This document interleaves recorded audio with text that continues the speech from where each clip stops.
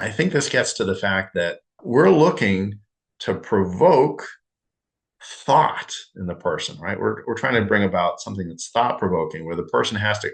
I always tell people, here's what you're looking for within a team or when you're working one on one. You're looking for this to happen, for the person to go, hmm. That you've asked them something or you put together an activity where they're looking inside. They're like, oh, that reminds me, or oh, I could do this differently, or a different perspective, something that gets them to basically think differently.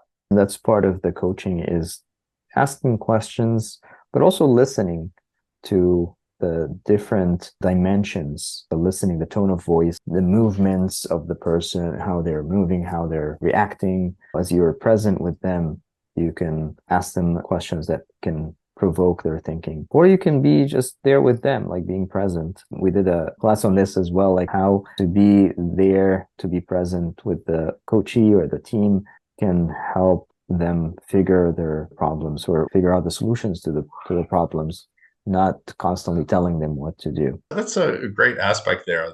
It's not so much just asking thought provoking questions or facilitating activities that are thought provoking, but also gaining the information, not to solve the problem, but to think of what would be thought provoking. What does this person need to sort of nudge them or provoke thought here?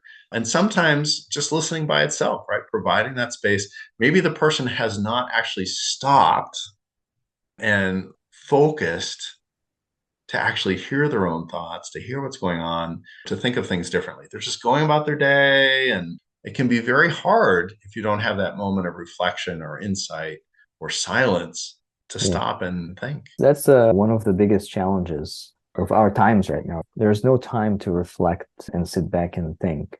And again, that if you're constantly on the move and you're not able to slow down, which is coaching can allow that to happen to help the person just slow down and reflect and go through some of the thoughts in their mind and thinking about the questions, they're not going to improve. It's less likely that they'll improve as a person or as a team or as an organization at large. It reminds me of when I go to Google to look something up, and it's just me. I go to Google, and next thing you know, I'm watching a cat video. What was I Yeah. even right? So part Yeah. of coaching is as a coachee or as a team, you're choosing specifically to partner with somebody that can help facilitate that journey, right? So facilitation basically is all about a big part of it is focus, and a big part of coaching is as a coach, I'm going to help you stay on track for that thing. And if providing the questions or the activities helps you think through things and provoke thought, right? So it doesn't have to be like, it could just be provoking a thought that you didn't have before. Maybe it's even a small realization or something that leads to, oh, I see something we could do differently here. And that's true whether it's a one person or a team. Often teams, right? They're just all going in different directions and they just need to Yeah. realize, okay, how can we work together, reflect so that we provoke a thought that helps us move forward?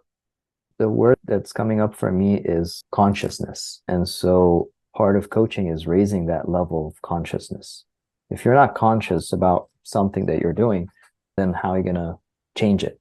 We often use the word awareness there as well. So consciousness, awareness.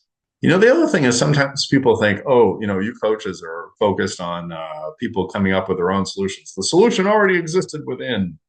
Not necessarily, right? It's not necessarily inventing something like I'm inventing Kanban, or I'm inventing Scrum, or I'm inventing super AI or something.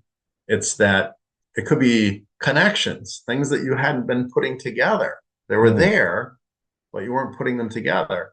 And even if in your coach role, so for instance, as an agile coach, you drop some knowledge or some ideas in there, the coaching aspect is okay, you provided that idea. They didn't invent it. But now that it's there, do they use it or not? Right? That's the coaching aspect, right? So they're connecting this new idea with something else, and it either goes someplace that they want to go or it doesn't. And that sort of ties back to it's their choice. Connecting the dots is very important. And part of the coaching can be the way to help the clients connect the dots. And it may be that there's a dot missing. So we might, in our role, not specifically in professional coaching, we may add a dot. But if they don't connect it, then it has no value.